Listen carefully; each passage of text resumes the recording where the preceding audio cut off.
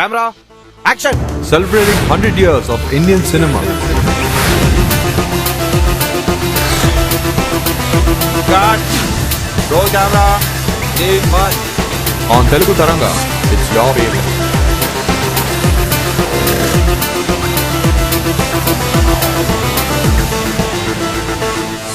Back up! నమస్తే, నా పేరు బినిమ్. ఇవాళ తరంగాతో పాటు మనందరం కలుసుకుని మాట్లాడుకునే అవకాశం మనకి దొరికింది. ఇది నేను ఒక్కడిని మాట్లాడడం కాదు, మీరు వినేయడం కాదు, మనం కలిసి కూర్చుందాం రండి అని మా మిత్రులు నాగభూషణం గారిని కూడా నేను ఆహ్వానించాను. నాగభూషణం గారు, నేను ఇద్దరం కలిసి మాకు నచ్చిన విషయాలు మీకు కూడా నచ్చుతాయనే నమ్మకంతో చెప్పాలని సరదా పడుతున్నాం. నమస్కారం నాగభూషణం గారు. నమస్తే అండి. మిమ్మల్ని చూడటం చాలా ఆనందంగా ఉంది. మాట సాయం చేసి పెట్టాలి, నాకు అసలే భయం. మైక్ మాట సాయం చేయగలను కానీ పాట సాయం మాత్రం చేయలేను సార్. పాట సాయం ఆచార్య ఆత్రేయ గారు చేసి పెట్టి ఘంటసాల గారికి, అక్కినేని నాగేశ్వరరావు గారికి, అక్కడున్న మ్యూజిక్ డైరెక్టర్లకి, ఆ రోజున్న సినిమాలకి అన్నిటికీ సాయపడ్డారు. ఆత్రేయ గారి గురించి మాట్లాడుకుందాం ఇవాళ సరదాగా. వా చాలా సంతోషం అండి. ఇవాళ 100 ఏళ్ల తెలుగు భారతీయ సినిమా గురించి మాట్లాడుకుంటూ మనం తెలుగు సినిమాల గురించి 100 గంటల మారతాంలో 100 ఏళ్ల భారతీయ సినిమాలో తెలుగు వాళ్ళ కంట్రిబ్యూషన్ చాలా ఎక్కువ ఉందండి. తెలుగు వాళ్ళు చేసినట్టు పౌరాణికాలు ఏ భాషలోనూ, గ్రీక్ పౌరాణికాలు చూసుకున్నా వాళ్ళ భాషల్లోనూ, తర్వాత మనం హిందీలోను కానీ మిగిలిన భాషల్లో కానీ చేసిన వాటిల్లోనూ కూడా మన తెలుగు వాళ్ళు చేసినంత చలనచిత్రానికి కంట్రిబ్యూషన్ మన వాళ్ళు ఎక్కడున్నా కానీ తెలుగు వాళ్ళు అన్నిట్లోనూ స్వాతంత్ర పోరాటం ఉంది. అప్పుడు కూడా అంతే. మా అల్లూరి సీతారామరాజు, పటారి సీతారామయ్య గారు మొట్టమొదట మన కాంగ్రెస్కి వీటికి ఇలా అందరూ కూడా తెలుగు వాళ్ళు భారతీయ స్థాయిలోనే కాకుండా ప్రపంచ స్థాయికి కూడా అర్హులు అనేది రుజువు అయిపోయింది కదా. సార్ చెప్పండి, ఆత్రేయ గురించి మాట్లాడదాం అనుకున్నారు కదా. ఆత్రేయ గారు అసలు పేరు కిలాంబి నరసింహాచార్యులు వారు అలాంటి కాదుకుండా అసలు ఆత్రేయ గారికి ముందే కూడా తెలుగు సినిమా పాటల్లో సాహిత్యం ఏంటి, సాహిత్యం అంటే మామూలుగా ఎట్లా ఉండాలి, తామ్రపత్రాల్లోనూ ఉండాలి, లేదా తాటాకుల్లో తాళపత్రాల్లోనూ తామ్రపత్రాల్లోనూ ఉండాలి. మహా అయితే కద్దరు కట్టి, బొట్టు పెట్టి, పంచికట్టు కట్టి అలాంటి కవుల్లో ఉండాలి. కానీ సినిమా పాటలు రాసేవాళ్ళు వాళ్ళ కవిత్వం ఏమిటి, వాళ్ళ పాటల్లో కవిత్వం ఉండడం ఏంటని నిశ్చితాభిప్రాయం ఉండే రోజు. సినీ కవిత్వాన్ని కవిత్వం కాదు అనుకునేవాళ్ళు మొట్టమొదట్లో. ఎప్పుడైతే మల్లాది రామకృష్ణ శాస్త్రి గారు, దేవులపల్లి కృష్ణ శాస్త్రి గారు, శ్రీశ్రీ లాంటి పెద్ద పెద్ద వాళ్ళు ప్రవేశించారో అప్పుడు అయ్యో ఇంత గొప్ప కవులైండి సినిమాల్లోకి చేరిపోయేటి వీళ్ళు అనుకున్నారు కూడా. అంటే సినిమా పాటని సుసంపన్నం చేసిన సాహిత్యకారుల్లో వాళ్ళ నుంచి పెద్దవాళ్ళు ప్రవేశిస్తూనే వచ్చారు. మొదట్లో సినిమా సాహిత్యం ఏవో లొల్లాయి పదాలు అవి అనుకున్నారు. ఎందుకంటే సశాస్త్రీయమైన సంప్రదాయ రీతిలో పలికే స్వరాలే, రాసిన గీతాలే సాహిత్యమని, సంగీతమని అనుకునే రోజుల్లో సినిమా కవిత్వం రాయడం అంటే ప్యాంటు కట్టుకోవడమే. ప్యాంటు కట్టుకోకుండా పంచికట్టు తీసేసి ప్యాంటు కట్టుకున్నాడని కోప్పడి ఇంట్లోంచి గంటేసిన తల్లిదండ్రులు కూడా ఉండే ఆ రోజులు కూడా మన కళ్ళ ముందు జరిగాయి కనుక. ఆ తర్వాత ఏమైంది, ఈ ఆత్రేయ గారు ఇలాంటి వాళ్ళు ఆ జనానికి కావాల్సింది ఏమిటో తెలుసుకుని పాండిత్యాన్ని ప్రకటించేయకుండా, ప్రదర్శించేయకుండా అలతి పలుకులతో పాట రాయొచ్చని, ఆ పాట ఒక గొప్ప అదే కవిత అవుతుందని, అదే బాట అవుతుందని ముందు తరాలకి రుజువు చేసిన మహానుభావుడు ఆచార్య ఆత్రేయ గారు అండి. చాలా బాగా చెప్పారండి. ఆచార్య ఆత్రేయ గారు దీక్ష అనే ఒక సినిమాతో అనుకుంటా కదా ఆయన రంగప్రవేశం చేశారు. ఆ తర్వాత అప్పట్లో మంచి పాటలు ఆత్రేయ గారికి ముందు పుట్టాయి, ఆ తర్వాత వచ్చాయి. అయితే ఆ గొప్ప పాటలు అనే ఒక దశకాన్ని మాత్రం ఆవిష్కరించింది ఆత్రేయ గారు. మొట్టమొదటి ఆత్రేయ గారి పాట ఒకటి విన్నాక మనం ఇంకాసేపు తర్వాత వారి నాటకాలు కూడా రాసినట్టున్నారు కదా. సరే, వాటి గురించి కూడా మాట్లాడుకుందాం. అదే ఇప్పుడు పాట అయితే వినాలి. పాట వింటే కానీ మనకి మూడ్ రాదు. అబ్బా, ఏం చెప్పారండి ఫిల్మ్ గారు.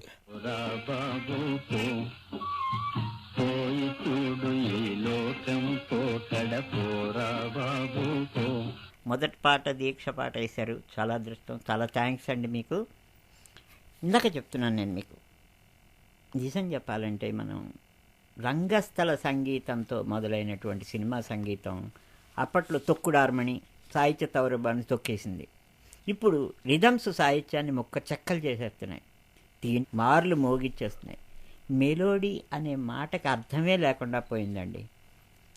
అయినా ఈ మధ్యన ఇంకా దారుణం ఏంటంటే మ్యూజిక్ డైరెక్టర్లు టింగ్ టింగ్ టింగ్ టింగ్ టింగ్ టింగ్ అని ఇదివరకు కానీ దానికి తగినట్టు అక్షరాలు రాయమనేవారు. ఇప్పుడు మాటలే ఆటిన్ జాకి నువ్వైతే ఇస్పేట్ రాణి నేనవుతా అని వాళ్ళే చెప్పేస్తున్నారు. ఇక రైటర్ కూడాను ఆ బ్రెయిన్ వికసించకుండానే దాని మీద పాట రాసేస్తున్నారా అనిపిస్తుంది.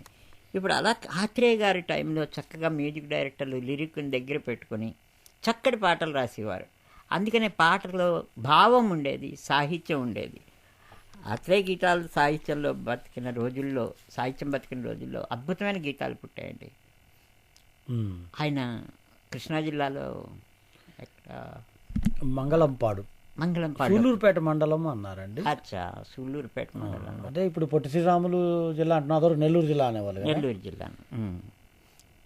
అదే నాటకాల రచయితగా, కథా మే రచయితగా. 7వ తారీఖు అనుకుంటా ఆయన జయంతి జరుపుకుంటున్నాం మనం. మే 7th. అవునండి. ఒక మంచి పాట విని ఆ తర్వాత సినిమాల్లో పాట వచ్చినప్పుడు పాట రిలాక్సేషన్గా ఆ కథ ఆగిపోతుందండి. పాట వస్తే ప్రాబ్లం ఏమవుతుంది, 3-4 నిమిషాలు కథ నడవదు. ప్రేమ అయితే ప్రేమే, నడకైతే అలా నడుచుకుంటూ వెళ్ళిపోవడమే. అందుకే ఆ టైంలో బయటకు వచ్చి బాల్కనీలోనో బాత్రూంలోనో సిగరెట్లు తగలేస్తూ ఉండడం జరుగుతుంటుంది. కానీ ఇక ఈయనలాంటి మహాకవులు, అప్పట్లో ఉండే సంగీతజ్ఞులు, గాయకులు మనని ఆకట్టుకుని కట్టిపడేస్తారు. ముఖ్యంగా దసరా బుల్లోడు సినిమాలో పాటలు ఉంటాయండి. అసలు ఆత్రేయ గారు అంత సరదాగా పాటలు రాసి, ఎంత మనసు కవి, ఎంత బరువైన కవి. ఒక సరదా పాటతో ఎందుకు మొదలెడుతున్నాం అంటే, ఇవాళ అందరూ ఎట్టాగో ఉన్నది ఓలమ్మి, ఇందాక సినిమా పాట ఎట్టాగా అయిపోతుందో రయ్యో అనుకున్నాం కదా. అందుకని ఆ మంచి పాట దసరా బుల్లోడు పాటతో అది వేద్దామండి తర్వాత. ఓకే. ఇంకా ఇంకేమున్నాయి దసరా బుల్లోడు ఆయన రాసిన పాటలు? దసరా బుల్లోడులో అన్ని పాటలు ఆయనే రాశారు, మాటలు కూడా ఆయనే రాశారు. మాటలు కూడా ఆయనే రాశారని. ఆత్రేయ గారు రాయక నిర్మాతల్ని, రాసి ప్రేక్షకుల్ని ఏడిపిస్తారని అందరూ చెప్పుకుంటారండి.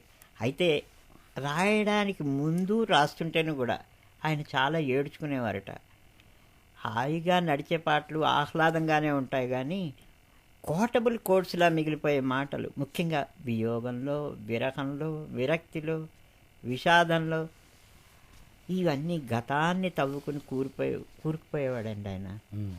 వర్తమానంలో కుమిలిపోతూ ఉండేవాడు. గతంలో కూరుకుపోవడం, వర్తమానంలో కుమిలిపోవడం. ఆ ఫీల్ ఇప్పుడు సినీ రచయితలకి ఎప్పటికీ రాదు. అంటే ఉద్దేశపూర్వకంగా ఆలస్యం చేయటం కాదండి, తపన పడి అంటే బాగా రావాలి పాట అని, పాట బాగా రావాలి. ఇంకొకటి తన హృదయంలో ఇప్పుడు పెద్ద పెద్ద మహానటులు, సావిత్రి గారు కూడా ఓసారి, ఘంటసాల గారు కానీ ఎవరైనా సరే వాళ్ళ ఓ పాటని వాళ్ళ ప్రొడక్షన్ బయటికి తీసుకొచ్చేటప్పుడు వాళ్ళ జీవితంలో ఉండే కష్టసుఖాలు, సాధక బాధకాలు ఇవన్నీ తలుచుకుంటూ దాన్ని ఫీల్ అవుతూనే చెప్పేవాళ్ళు అన్నమాట అప్పట్లో కవులు. అంటే నాకు భార్యా బిడ్డలు సినిమా ఉంది కదా, అందులో సుశీల పాడినటువంటి చక్కనయ్య చందమామ ఎక్కడున్నావు, ఆయన చందమామ పాటలు కొన్ని చాలా బాగా రాశారు. ఎక్కడమ్మా చంద్రుడు అని అర్ధాంగి సినిమాలో పాట రాశారు, చాలా బాగుంది. ఏంటంటే చూని ఏంటంటే గుర్తు రావట్లా నాకు. అమ్మా చంద్రుడు అని ఉంటుంది దాంట్లో పాట. నాకు పాడడం రాదు అండి, వస్తే జనాలు ఆ రకంగా కూడా హింసించేవాడిని. ఇప్పుడు పాట విన్నారు కదా, ఆ పాట శ్రీశ్రీ రాశారేమో అని చాలా అనుకుంటారు. నిన్ను మించిన కన్యలందరో మండుటెండలో మాడిపోతే వారి అదే వాళ్ళ బుగ్గల మెరుపుని నీకు వచ్చి చేరాయి తెలుసుకో, గాలిలోన తేలిపోయే చీర కట్టిన చిన్నదాన జిలుగు వెలుగుల చీర శిల్పం ఎలా వచ్చనో చెప్పగలవా అని. నిజంగా నేను కూడా పొరపాటు పడ్డానండి. ఈ మధ్య మా అమ్మాయి కారులో వెళ్తుంటే కరెక్ట్గా ఈ పాట వస్తున్నది. ఈ పాట వస్తుంటే నాన్న ఈ పాట ఎవరు రాశారండి, శ్రీశ్రీ గారు రాశారమ్మా అన్న. ఎంత పొరపాటు జరిగింది. అదే ఇంకోటి అలాగే శ్రీశ్రీ గురించి కూడా జోక్ ఉంది. అదే ఒక ఇది కూడా పాపులరే. మనసున మనసై బ్రతుకున బ్రతుకై తోడకరుండిన అదే భాగ్యము అనే పాట ఉంది. అది ఆత్రేయ గారు రాశారని అందరూ అనుకునేవారట. అది శ్రీశ్రీ గారు రాశారు. ఇది చాలామంది అందరూ చెప్పుకునే మాటే కానీ ఎంతో నిజంగా ఒకళ్ళు అందుకే శ్రీశ్రీ గారు అంటే ఆత్రేయ గారికి చాలా ఇష్టం. ఆత్రేయ గారు సొంతంగా సినిమా తీసి నిర్మాణం చేసిన వాగ్దానం సినిమాలో శ్రీశ్రీ గారిని ఒక పాట రాయమని అడిగారు. అందుకని దీంట్లో శ్రీశ్రీ పాట వినిపించడం ఏంటి అనుకోకండి, ఆత్రేయకి ఇష్టం కదా అని శ్రీశ్రీ గారి పాట మనం వినాలని నేను అడిగున్నాను. ఎప్పుడైనా మీరు ఈ గంటలో వాగ్దానంలో ఏంటండి దాంట్లో సీతా కళ్యాణం హరికథ అది ఎవరు రాశారు? అది శ్రీశ్రీ గారు రాశారు. ఆత్రేయ గారు డైరెక్షన్లో శ్రీశ్రీ గారు రాశారు. అది మీరు హరికథ అని శ్రీశ్రీ గారు రాశారు. శ్రీశ్రీ గారితో రాయించారు ఆత్రేయ గారు. అదేంటంటే శ్రీశ్రీ ఆత్రేయ కోసం రాసిన తనకన్నా ఆత్రేయ సహృదయం తనంటే ఎంత ఇది ఉందో అని శ్రీశ్రీ ఒదిగి రాశారు. శ్రీశ్రీ సాహిత్యం ఎంత గొప్పదో మహోన్నతమైన అవగాహనతో ఆత్రేయ గారు ఆయన్ని అడిగారు. అందుకని ఆ గొప్ప పాట పుట్టింది. చాలా గొప్ప విషయం చెప్పారండి. శ్రీశ్రీ గారు హరికథలు రాయడం అంటే ఇప్పుడు మనం అనుకోం కదా, అంటే వారిద్దరి మధ్య అలాంటి ఆత్మీయ అనుబంధం ఉండేది. అంటే బాగా ఇద్దరికి వేరే బంధుత్వం కూడా ఏమైనా ఉందంటారా? బహుశా ఉండొచ్చు, కానీ ఇద్దరికి ఒక బంధుత్వం ఉంది. ఎర్ర రంగు ఇద్దరికి కూడా లెఫ్టిస్ట్ భావాలు ఉండటం ఓ కారణం. ఈయన కూడా ప్రజానాట్య మండలిలో చేశారు ఆత్రేయ గారు, వాళ్ళ కోసం నాటకాలు రాశారు. ఆయన ఆత్రేయ గారు కిలాంబి నరసింహాచార్యులు గారు అయినా మామూలు ఆత్రేయలాగా మనుషులకు అందుబాటులో ఉండే ఆత్రేయలాగా చక్కగా పాటలు రాసేటప్పుడు దేవుడిని కూడా ఎన్నోసార్లు ఆయన వేళకోళాలు వెక్కిరింతలు పెట్టి వెటకారం కూడా చేశారు. ఇంత మంచి ఫ్రెండ్ దేవుడు కూడా, ఆయనకి ఏం భయం కాదు, దేవుడు కూడా ఫ్రెండే. అలాగే చోట పాట గుర్తుందా మీకు? అయ్యో ప్రశ్నించినటువంటి పాట. అయ్యో చాలా చోట్ల అసలు మొట్టమొదటి నుంచి ఆత్రేయ గారు ఉన్నావా అనే ప్రశ్న వేసుకున్నా కానీ అసలు ఆయన బ్రహ్మయ్య అన్యాయం చేసావేమయ్యా అని నారాయణ రెడ్డి గారు రాశారు. కానీ అది తలరాత ఒకే తికమక ముఖముఖాలకి రకరకాలుగా తికమక అని నాటకాలు రాయడంలో పాట రాశారు. అదే అలాగే ఒక వెంకటేశ్వర స్వామి మీద పాట ఉంటుందండి. ఆ పాటలో నువ్వు 7 కొండలపైన ఎందుకున్నావు, డబ్బు ఆశతో ఉన్నావా, నువ్వు దోచుకుంటున్నావు అని ఒక పాట.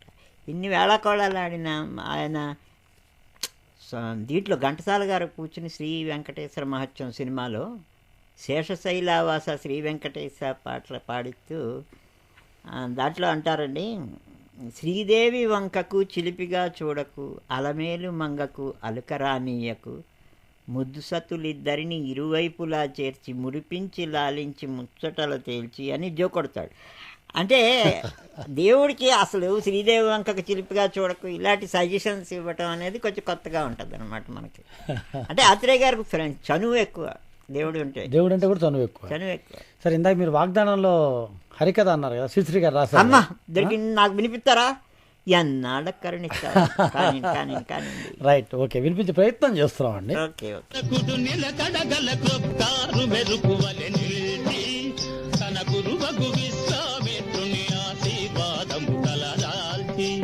చూడండి శ్రీశ్రీ గారి భాష ప్రయోగం, అద్భుతమైన సమాసాలు అవి పెట్టి, అందుకే ఆత్రేయ గారు ఆ గొప్ప ఆ పాటను ఆయనకి ఇచ్చి అంత గొప్ప పాట రాయించుకున్నారు అనుకుంటా.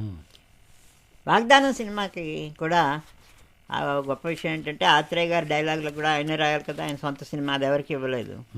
యాజ్ ఇట్ ఈజ్గా షూటింగ్ ఒక రోజు పోస్ట్ పోన్ అయిందట. దేనికండి అంటే స్క్రిప్ట్ రాయలేదు రైటర్ గారు. అందరికీ చేసినట్టే అన్యాయం తనకి చేయకుండా ఆత్రేయ గారు ఆయన పట్ల, ఆయన నిర్మాత అయినప్పుడు కూడా ఆయన ఆలస్యం మాత్రం అలాగే ఉండిపోతారు. తర్వాత ఆ తల్లిదండ్రులు సీతమ్మ గారు, శ్రీకృష్ణమాచార్యులు గారు వాళ్ళు ఇచ్చిన భాషా సంస్కారంతో పాటు ఈయన సమాజం మీద పెంచుకున్న అవగాహన, కొన్ని ఆ క్విట్ ఇండియా ఉద్యమంలో పాల్గొన్నారు, దేశభక్తి ఉంది. అలాగా అనేకమైన చిన్న ఉద్యోగాలు చేశారు. నెల్లూరు మున్సిపల్ కోర్టులో చేశారండి, తిరుత్తని సెటిల్మెంట్ ఆఫీసులో గుమాస్తాగా చేశారండి.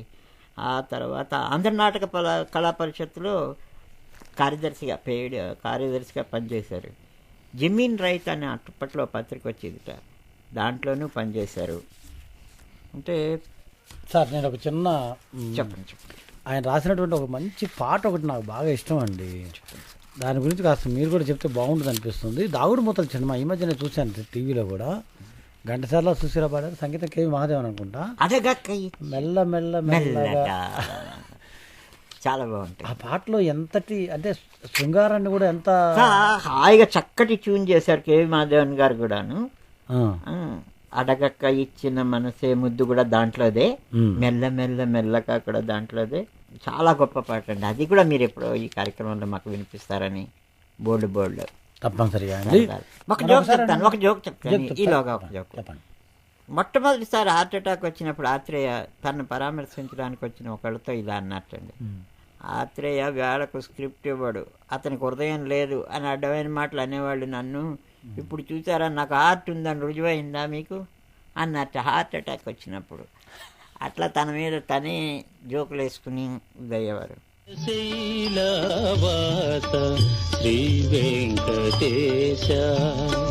సార్ మనకు ఒక కాల్ రోజులు అందుబాటులోకి వచ్చారండి బ్రహ్మ గారు. ఈ షో వింటున్నటువంటి శ్రోత వారు ఏం చెప్తారో వినే ప్రయత్నం చేద్దాం. హలో, నమస్కారం అండి. నమస్కారం అండి. రామకృష్ణ గారు, నేను శ్రీనివాస్ అండి. శ్రీనివాస్ గారు, బ్నిమ్ గారు ఉన్నారండి స్టూడియోలో, మాట్లాడండి. నమస్కారం అండి బ్నిమ్ గారు. నమస్తే. నమస్తే అండి.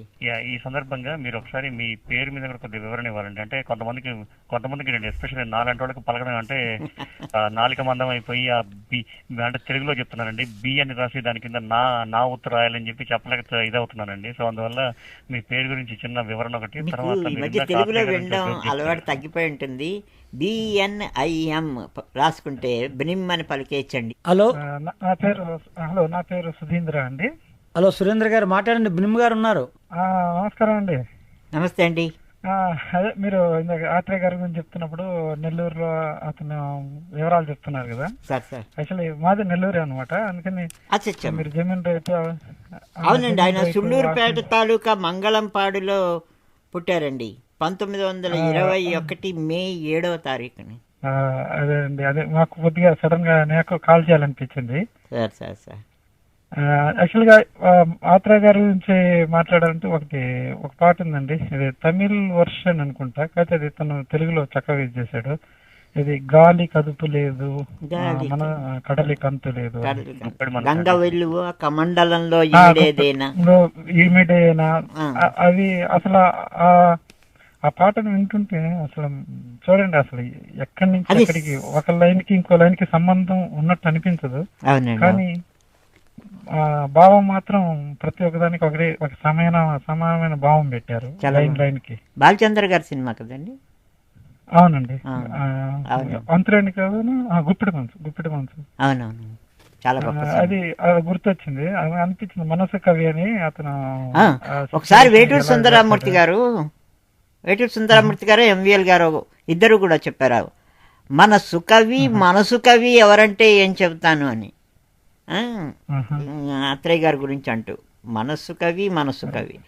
ఘంటసాల గారు, అక్కినేని నాగేశ్వరరావు గారు, వీళ్ళందరికీ ఒక గొప్ప పాటలు గొప్ప సినిమాలు మిగిల్చిన ఖ్యాతి మాత్రం ఆచార్య ఆత్రేయ గారిదేనండి. అంతేనండి. అది అంటారు కదా, రాసి మన ప్రేక్షకుల్ని రాయకుండా. అదే ఇందాక అనుకున్నాం కదా, ఆయన రాయకుండా నిర్మాతల్ని బాధపడ్డం, రాసి ప్రేక్షకుల్ని బాధపడ్డం కాదు, రాయడానికి ఆయన చాలా బాధపడేవాడట. ఆయన ఆ తపన పడి, ఆ బాధపడి, తన మనసులో బాధలను అన్నిటినీ తలుచుకుని చేయటం అనేది బాగా నలిగిపోయేవాడు. ఆయన జీవితం ఏమీ ఇస్త్రీ చేసిన ఈ చొక్కాలాగా తెల్లగా మిళమిళలాడుతూ లేదు. ఆయన మనస్సు స్త్రీ చేసిన గాయన్నాడు, ఇస్త్రీ చేసిన చొక్కాలాడిది కాదనమాట. అందుకనే పాటల్లో కూడా ఆయన అనుభవించి రాసిన కొన్ని పాటలు, ముఖ్యంగా నేను ఒక ప్రేమ పిపాసిని, నీ ఒక ఆశ్రమవాసివి అని ఒక పాట.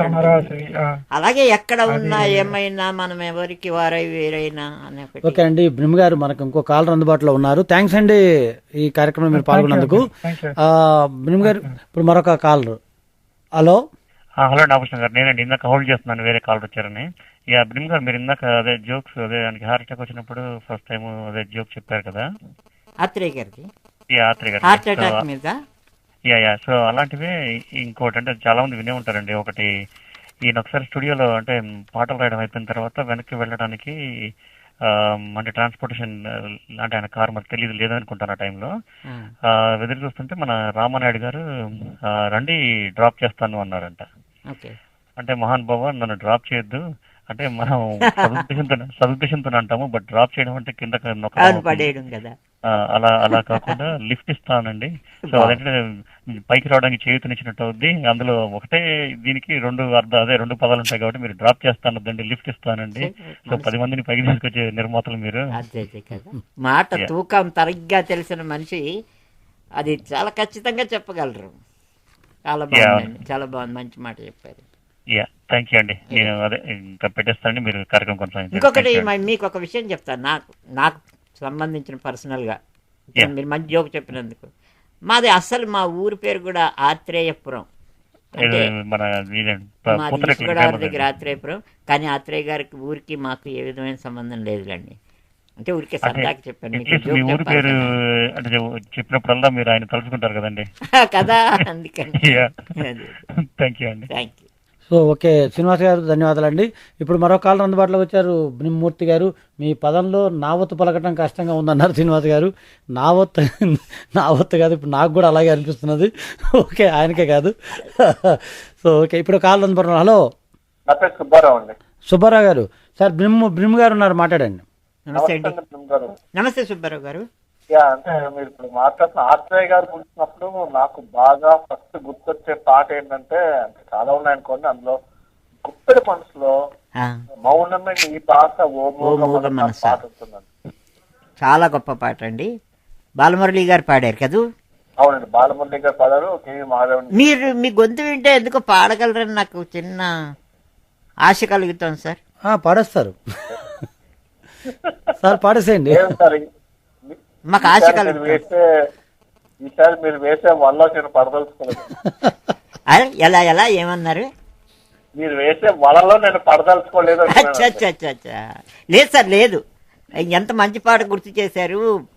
పదే పదే బ్రెయిన్లో తిరుగుతూ ఉంటే మీకు పాడడం వచ్చేసే ఉంటుందేమో అని అడిగా.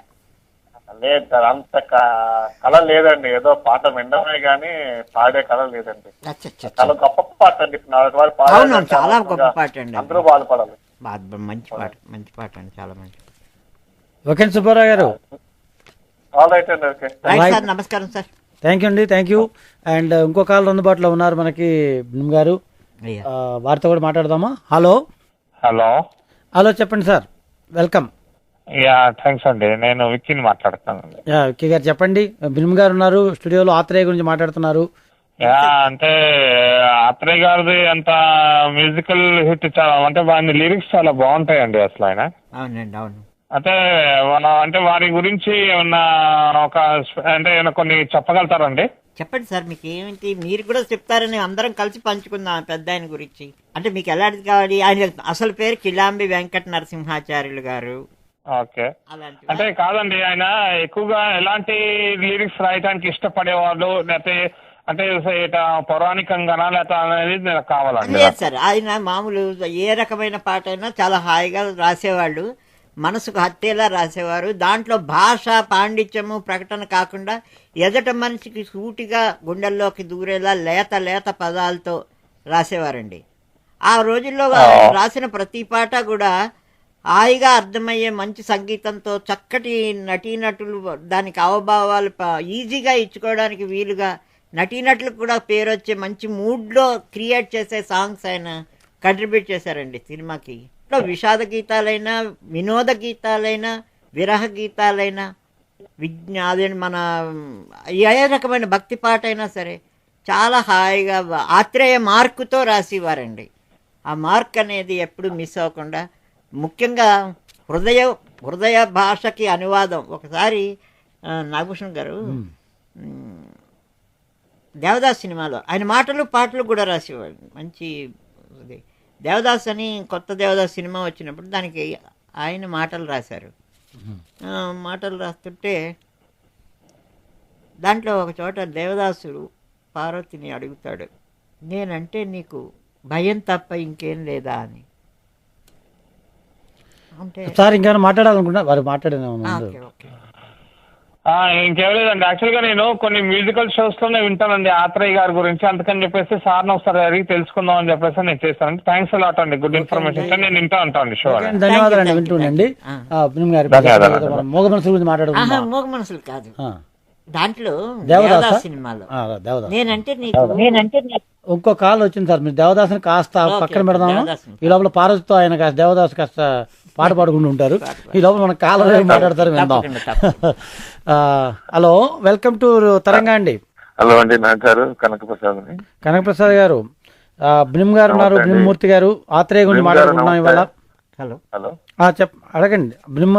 సార్ నమస్కారం అండి. మీ పోస్టులని నేను విజయలక్ష్మి మురళీధర్ గారు వాళ్ళ మీద చూస్తూ ఉంటాను అప్పుడప్పుడు. అవును, నేను నా ఫ్రెండ్ ఆవిడ. అవునవును, మీ బాగుందండి ఈ ప్రోగ్రామ్. కాకపోతే ఒక్కటి నాకు నచ్చిన ఒక అంశాన్ని పంచుకుందామని చేశాను. ఏంటి సార్?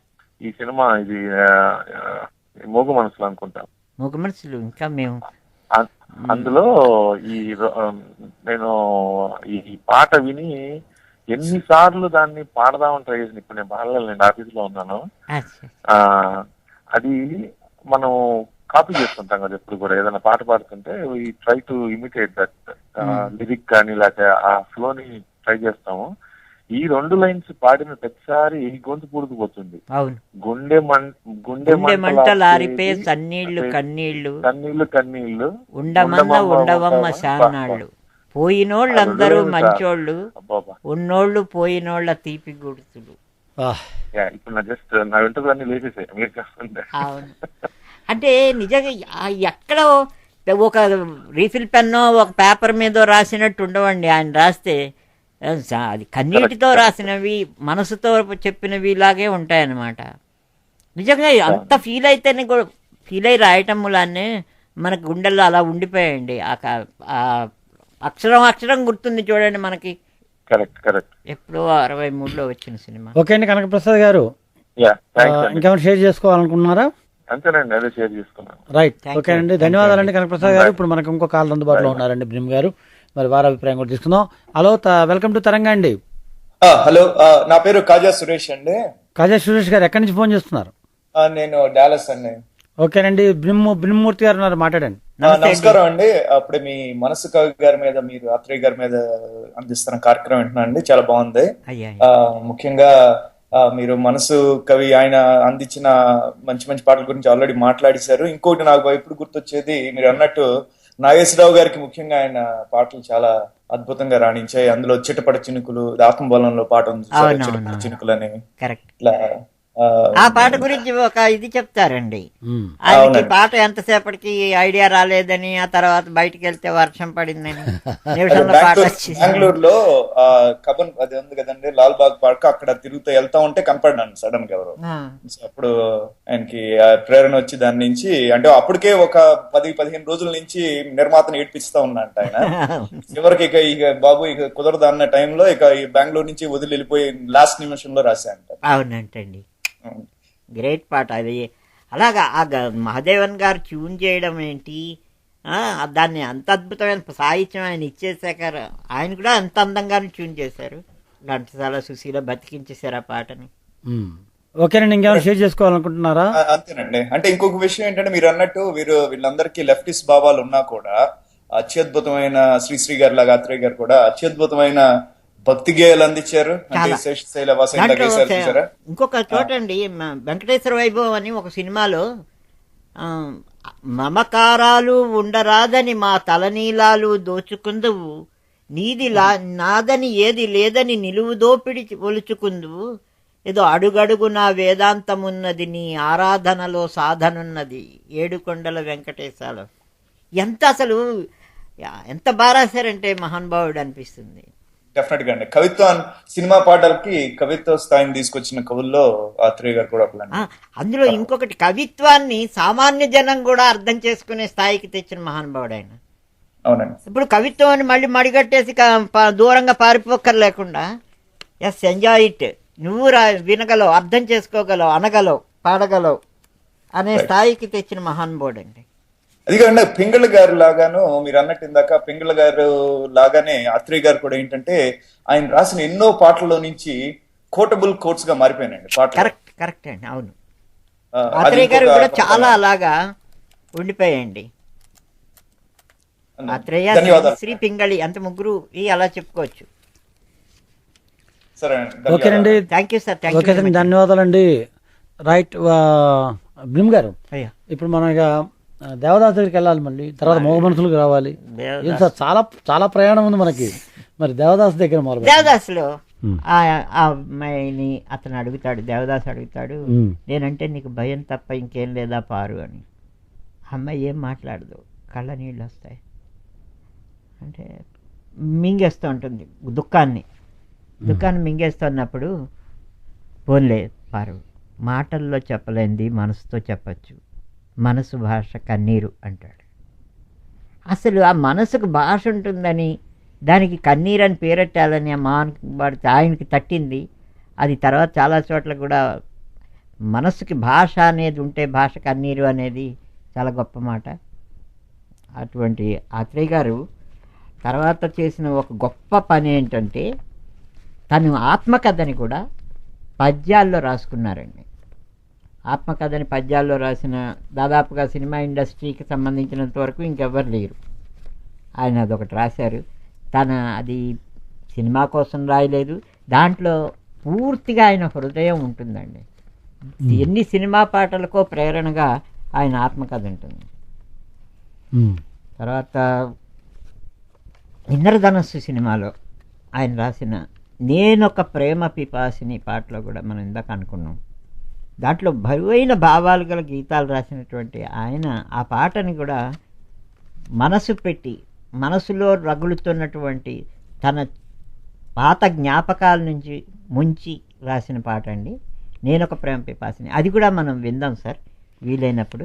నాగభూషణ గారు. ముద్దబంతి పువ్వులో మోగ కళ్ళ ఊసులు ఎనక జనమ బాసలు ఎందరికీ తెలుసులే. ఓకే బ్రహ్మూర్తి గారు, ఇప్పుడు మన ఆత్రేయ గురించి మాట్లాడుకుంటూ మోగ మనసులు సినిమాలో ఆత్రేయ గారు మొత్తం పాటలన్నీ ఆయనే రాశారు. ఈ సినిమాకి ఏంటంటే కథా మాటలు ముళ్ళపూడి ఆత్రేయ అని ఉంటాయి. ముళ్ళపూడి వెంకటరమణ గారు, ఆత్రేయ ఇద్దరు పేర్లు ఉంటాయి. దాంట్లో గౌరీ పాత్రని పూర్తిగా ముళ్ళపూడి వెంకటరమణ గారి కంట్రిబ్యూషన్గా ఆత్రేయ గారు మాటలు రాశారు. దాంట్లో గౌరీ పాత్రకి ఎవరు రాశారు? గౌరీ పాత్రని దాంట్లో ప్రవేశపెట్టింది ముళ్ళపూడి వెంకటరమణ గారు. అంతకుముందు ఆత్రేయ గారు, ఆదుర్తి గారు కూర్చున్నప్పుడు సినిమా ఏదో పలచగా ఉంది అని ట్రీట్మెంట్ కోసం డిస్కస్ చేస్తుంటే రమణ గారు కూడా దాంట్లో పాల్గొని గౌరీ క్యారెక్టర్ క్రియేట్ చేసి వాళ్ళిద్దరికీ కాంట్రాస్ట్ పెట్టి ద క్లైమాక్స్ వరకు ఆ పాత్రని జమున క్యారెక్టర్ని బతికించి అసలు జమున క్యారెక్టర్ మీద ఎండ్ అయ్యేలాగా డ్రైవ్ చేయించిన ఖ్యాతి మాత్రం ముళ్ళపూడి వెంకటరమణ గారిదే. అందుకనే ఆ సినిమాలో కథా మాటలు ముళ్ళపూడి ఆత్రేయ అని ఉంటాయి, ఆత్రేయ ముళ్ళపూడి అని ఉంటాయి.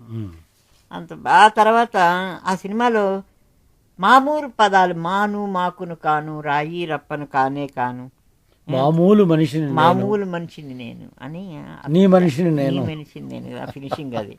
ఆ తర్వాత ఇంకా ఎన్నో దాంట్లో ప్రతి పాట కూడా ప్రతి సన్నివేశం డైలాగు కూడా చాలా ప్రత్యేకంగా ఉంటుందండి. అది కూడా ఆదుర్తి సుబ్బారావు గారు దాని ఫ్రేమ్ కంపోజింగ్ అన్నింటిలోనూ కూడా ఇది. తర్వాత ఘంటసాల గారికి, కేవి మహదేవన్ గారికి, మన ఆత్రేయ గారికి ఉండే రిలేషను పూర్తిగా చూడాలంటే ఆ సినిమాలో డ్యూయట్లు కానీ ఆ సినిమా సంగీతం కానీ చూడొచ్చు. ఘంటసాల గారు చనిపోయినప్పుడు ఆత్రేయ గారు ఒక కవిత రాశారు, మీరు విన్నారా? నా కవితకు కంఠం పోయింది, నా మాటకు మాట పడిపోయింది, తెలుగునాట నా మాటల ప్రతి నోటా పలికించిన గాంధర్వం గగన కుసుమం అయిపోయింది, మృత్యు శీతల హస్తం సోకగానే మూగబోయింది, ఇంక నేనేం రాసినా ఎవరు పాడినా ఏముంది, ఘంటసాల గానకళాల వాళ్ళ అని ఆయన అడలేదటండి చూడ్డానికి ఈయన చనిపోయినప్పుడు. నేను చూడలేను నీవు లేని నీ వదనాన్ని, నిన్నవతలకు పంపి అపమృత్యువును ఆహ్వానించిన పంచభూతాల గేహాన్ని కర్మసంచిత దేహాన్ని, అందులో ఏముంది ఒట్టి బొంది, నేడు మాలలు వేసినా రేపు మంటలు తింటాయి, కానీ నువ్వు ఉంటావు, నిన్ను మేము అనుదినం వింటాం, నీ గొంతు మాలో గొనుక్కుంటూ దాని అంతు తెలియక ఆవలిస్తూ ఉంటాం. దేవుడు గురించి దాంట్లో కూడా ఒక చిన్న స్టాంజా ఎత్తుకున్నాడు. ఆయన అంటాడు, పాట పాటకి ఒక పూట అదనంగా ఆయుర్దాయం ఆ బ్రహ్మయ్య నీకు ఇవ్వగలిగితే ఇంకెన్నేళ్ళు ఉండేవాడివి, ఈ మృత్యువునే తలదన్నేవాడివి. కానీ దేవుళ్ళు ఇవ్వరు, వాళ్ళొట్టి పిసినిగొట్లు, వాళ్ళకి మనుషులంటే కన్నుకుట్టు. అందుకే ఉన్నట్టుండిపోయావు, పోయి ఉన్నట్టే ఉన్నావు, ధ్వని ఉండేటంత వరకు ఉంటావు అని గొంతులేని గోడు అని టైటిల్ పెట్టారండి ఆయన. గొంతులేని గోడు అని భోరుమన్నారు ఆత్రేయ గారు ఘంటసాల గురించి. చాలా చాలా చాలా నిజంగా ఘంటసాల గారికి నిజమైన నివాళిలాగా అనిపిస్తుంది. నాకు చిన్న రిక్వెస్ట్ సార్, శ్రోతలందరూ అంటే కాంటెస్ట్ కొంచెం ఫాలో అయ్యేటప్పటికల్లా కొంచెం మళ్ళీ ఒక్కసారి కనుక చెప్తే కరెక్ట్గా ఇంకా బాగా అందరికి అర్థమవుతుంది అనిపిస్తుంది. నాకు అలాగే అనిపిస్తున్నది సార్. దీన్ని ఘంటసాల గారు ఆయన భౌతిక దేహాన్ని విడిచి వెళ్ళినప్పుడు రాసినటువంటి పాట గేయం అన్నారు కదా, అదొకసారి మరొకసారి ఏమంటారంటే అండి, నా కవితకు కంఠం పోయింది, నా మాటలకు మాట పడిపోయింది, తెలుగునాట నా మాటల ప్రతి నోటా పలికించిన గాంధర్వం గగన కుసుమమైపోయింది, మృత్యు శీతల హస్తం సోకగానే మోగబోయింది, ఇంక నేనేం రాసినా ఎవరు పాడినా ఏముంది, ఘంటసాల గానకళాల వాల నేను చూడలేను నీవు లేని నీ వదనాన్ని. ఇతను వెళ్ళలేదు చనిపోయినాక. నేను చూడలేను నీవు లేని నీ వదనాన్ని, నిన్నవతలకు పంపి అపమృత్యువును ఆహ్వానించిన పంచభూతాల గేహాన్ని కర్మ సంచిత దేహాన్ని. అందులో ఏముంది ఒట్టి బొందే, నేడు మాలలు వేసినా రేపు మంటలు తింటాయి, కానీ నువ్వు ఉంటావు, నిన్ను మేము అనుదినం వింటాం, నీ గొంతు మాలో గొనుక్కుంటూ దాని అంతు తెలియక ఆవలిస్తూ ఉంటాం అని పాట పాటకు అదనంగా బ్రహ్మయ్య నీకు ఆయుర్దాయం ఇవ్వగలిగితే ఇంకెన్నేళ్ళు ఉండేవాడివి, మృత్యువునే తలదన్నేవాడివి. కానీ దేవుళ్ళు ఇవ్వరు, వాళ్ళొట్టి పిసినిగొట్లు, వాళ్ళకి మనుషులంటే కన్నుగుట్టు. అందుకే ఉన్నట్టుండిపోయావు, పోయి ఉన్నట్టే ఉన్నావు, ధ్వని ఉండేంత వరకు ఉంటావు. ఇది టైటిల్ కూడా అండి, గొంతులేని గోడు అని పెట్టాడండి. గొంతులేని గోడు అసలు మూగరోదన అంటాం, అట్లాంటి ఆ గొంతు లేకపోవడం అంటే ఘంటసాల గొంతు ఆయన. ఆత్రేయ గారు మనసు కవి అంటే మనసుతో ఎలా, ఇప్పుడు మనసు ఎలా పలికిందో ఇప్పుడు ఇందులో కనపడుతున్నది మనకి.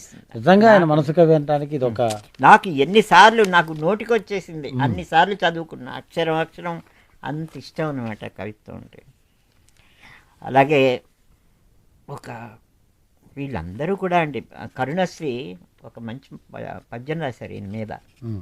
గానమే గాని నీ మూర్తి గానమింక, పాటలే గాని వినము నీ మాటలింక, పంచమస్వరము వినిపించు గాని కొమ్మపై కనిపించదు కోకిలమ్ము, తీయని వాగ్గేయకారకుండు, కమ్మని నేపథ్య గాయకుండు, గర్వమెరుగని గాన గంధర్వశాలి, కానరాడింక మనమ్రోల ఘంటసాల అంటాడు. అంటే ఘంటసాల వెంకటేశ్వరరావు గారి వల్ల ఆత్రేయ పేరు వచ్చిందా, ఆత్రేయ వల్ల ఘంటసాలకు పేరు వచ్చిందా అని ఇందాక మనం అనుకున్నట్టు ఆ కరుణశ్రీ వాళ్ళు కూడా ఆ ఘంటసాల గురించి అలాగే అనుకునేవారు. ఏ రచయితకైనా నచ్చే గాయకుడు ఆయన అయినట్టు ప్రతి గాయకుడికి పేరు తెచ్చిన ఇది మా రచయితలు వీళ్ళకి చాలా. నీవు లేక వీణ పలకలేనన్నది, నీవు రాక రాధ నిలువలేనన్నది, జాజిపూలు నీకై రోజు రోజు పూచే, చూసి పాపం సొమ్మసిల్లిపోయే. ఏం పాట అండి, అద్భుతమైనటువంటి పాట.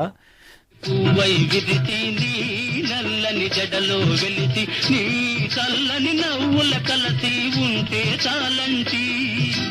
ఆత్రేయ గురించి మనం మాట్లాడుకుంటున్నాం బ్రహ్మ గారు. ఈ లోపల మనకి మరిన్ని విశేషాలు మాట్లాడుకుందాం అనుకున్నాం. అయితే ఒక కాల్ అందుబాటులో వచ్చారు, వారు కూడా జాయిన్ అవుదాం అనుకుంటున్నారు. సో హలో, నమస్తే నాగభూషణ్ గారు. నమస్తే భీమ్ గారు, నా పేరు జ్యోతి అండి. జ్యోతి గారు, భీమ్ గారు ఉన్నారు, మాట్లాడండి.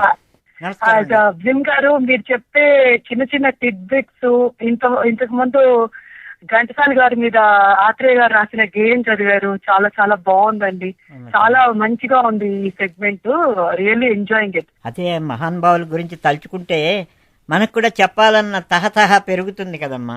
అట్లా మీరు చాలా బాగా చెప్తున్నారండి, విశేషాలన్నీ కూడా చాలా చక్కగా చెప్తున్నారు. వినే కొద్దీ చాలా ఆసక్తికరంగా ఉంది ఈ సెగ్మెంట్, చాలా బాగుంది. మీకు ఇష్టమైన పాట గుర్తు తెచ్చుకోండి ఒకటి ఏదన్నా. ఆత్రేయ గారు అంత నాకు అవగాహన లేదు కానీ ఆయన కొన్ని అల్లరి పాటలు కూడా రాశారు కదండి, లైక్ ఒలమ్మి తిక్కరయ్యిందా ఆయన పాటేనా? అది కాదు, అది వేటూరి గారు. వేటూరి గారు అది వేటూరి గారు కానీ అలాంటిది ఎట్లాగో ఉన్నది ఓలమ్మి అని పెద్ద ఆయన రాశారు. Okay okay okay. అదే అంటే అటు ఇటు కూడా ఆయన అంత గొప్ప గొప్ప చిన్న చిన్న అల్లరి పాటలు కూడా చక్కగా రాశారు కదా. ఏది ఆ సవ్యసాచి అంతికే ఆయన మాటలు పాటలు రాయగలడు. ఆయన్ని అనవసరం కొంతమంది బూత్రే అని చెత్త మాటలు రాస్తున్నావని అనేవారు. కానీ ఆ శృంగారంలో కూడా ఇందాక మనం విన్నామండి ఆ పాట, రేపంటి రూపం కంటి వింటి తూపుల వంటి నీ కంటి చూపుల వెంట నా పరుగంటి అని రాశాడు. ఒక సింగిల్ లైన్ అది. ఆ సింగిల్ లైన్ ని మ్యూజిక్ డైరెక్టర్ మహానుభావుడు అన్ని మొక్కలు చెయ్యొచ్చని రేపంటి రూపం కంటి వింటి తూపుల వంటి నీ కంటి చూపుల వెంట నా పరుగంటి అంటే ఏ మ్యూజిక్ డైరెక్టర్ విడగొట్టగలడు చెప్పండి. జ్యోతి గారు దానికి మ్యూజిక్ కూడా చాలా బాగా బ్యూటిఫుల్ సాంగ్ అండి అది. అండ్ అదే నాకు చాలా చాలా బాగా ఉంది ప్రోగ్రాము. మిమ్మల్ని ఒకసారి అభినందిద్దామని చేశానండి. థ్యాంక్స్ గారు, నాగ్ గారు. Thank you. ఓకే అండి, థ్యాంక్ యూ థ్యాంక్ యూ. నిజంగానే అది కంటి వింటి అది కట్ చేయడం చాలా కష్టం కదా.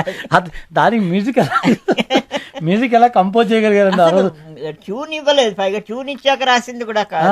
ఇప్పుడంటే వేరు. ఇప్పుడైతే మామూలు అస్సలు చెప్పకండి. ఇప్పుడు వాళ్ళు చనిపోవడం మంచిదైందో లేదా చనిపోవడం వల్ల మన పాట ఇలా పాడైందో తెలియట్లే, కానీ ఇప్పటికీ చాలా మంచి సాహిత్యం వస్తుందండి. కొన్ని అయితే చాలా అద్భుతంగా ఉంటున్నాయి, అందరికీ అర్థమయ్యేలాగా ఉంటున్నాయి. ఇది అయితే మనకేంటంటే అంత గొప్ప ఇవి తగ్గిపోయింది అంతే. పర్లేదు ఇప్పటికి కూడా సజీవంగా ఉండే ఈ సాహిత్యం ఆత్రేయ గారిలా గొప్ప గొప్ప కవిత్వాలు చాలా పుడతాయని మనం అనుకుంటూ ఉండాలంతే కదా. పెళ్లి కానుకలో ఒక మంచి పాట ఒకటి నాకు గుర్తుకొస్తుంది సార్, మీరు ఇలా చెప్తూ ఉంటే. చక్కటి సినిమా అది. ఆ జిక్కిను ఏం రాజా పాడారు. పులకించని మది పులకించు, వినిపించని కథ వినిపించు, అనిపించని ఆశల మనసునే మరపించు గానం మనసునే. ఇక్కడ కూడా మనసు పెట్టారు, మనసు పెట్టి రాస్తే కానీ రావండి ఇలాంటివన్నీ. ఆయన మనసులో ఉండే మాట రాయడానికి రాస్తాడు, మనసులోకి దూరేలా మాట రాస్తాడు కనుక మనస్సు కవి అయిపోయాడు అనమాట. ధన్యవాదాలు. Thank you. నమస్కారం.